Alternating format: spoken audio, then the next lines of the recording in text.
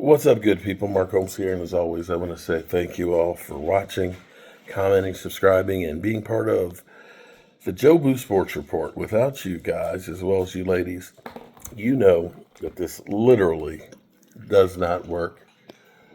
Happy New Year! It is 1:20 on NFL New Year, and it feels like Groundhog Day for Cowboy fans. Welcome to Selectively Aggressive.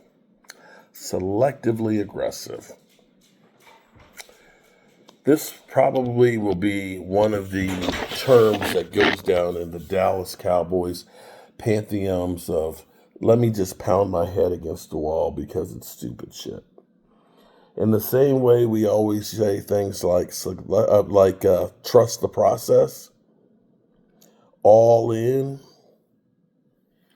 that this may be the same thing that goes down. Now, day two of free agency, most people are kind of like, what the Cowboys have done is meh.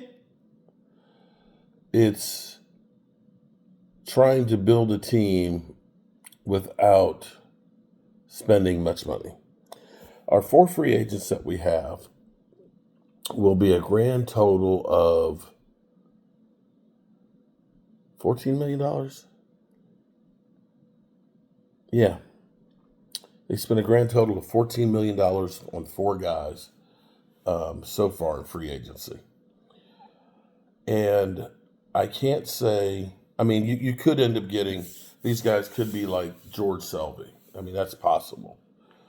It's possible that they got lightning in a bottle and they found guys that all are going to be big hitters for them. But at the moment, you don't look at anybody and say, that's an impact player, that you are basically living in your original assessments of players from their draft and hoping that that potential that you saw years ago will come through. We're in hell right now as a Cowboy fan. And there's not shit that we can actually do about it. We cannot force the Joneses to do anything. This is selectively aggressive. We're getting some people, we're getting some bodies. We're trying to replace free agents that we've lost. You know, you can look at this and say, if you're Catboy, he's probably going to go, when you look at Chauncey Golston there and how he got that, $20-some million contract. And, that was more than we wanted to spend. We were actually able to go out there and for basically 1 year what Chauncey Golston got, we were able to get four guys to go in the roster. And, we looked at this as value adds for the team, and they are budget conscious, and we didn't spend a whole lot of money. If they don't work out, well, we can let them walk away. And since we signed them to 1 year contracts, if they do end up working out and playing really, really well, we can just go ahead and let them go elsewhere. And, we'll be more than happy to get that 6th or 7th round comp pick for them and say, you know what, we did really, really good. I mean, you look at what happened last year. Sure, last year was a disaster for the Cowboys. But, because we let go of Tony Pollard and Tyron Smith and Biotish and Dante Fowler and Dorrance Armstrong, we got 3 comp picks there for 5th rounders and a 6th. So, we like getting those because we didn't spend any money on them and we got rewarded with picks. So we think that that's a great way of holding on to all the money. And, we know that right now we got $55 million in cap space, and that we'll get some more cap space if and when we get Micah Parsons done, and we'll milk that puppy for publicity for as long as we can, and we'll hold on to that money right there, and we'll max pay players and get told how stupid we are, and we actually like that because we can't win games for people to talk about, so we're in the drama. And we're the best when it comes to in drama. We're in hell, guys. There's no ifs, ands, or buts about it. And you're seeing players that are going off the board. I get it with with Goldston, Chauncey Goldston. That was a lot, but you could have looked at a guy like Leonard Floyd.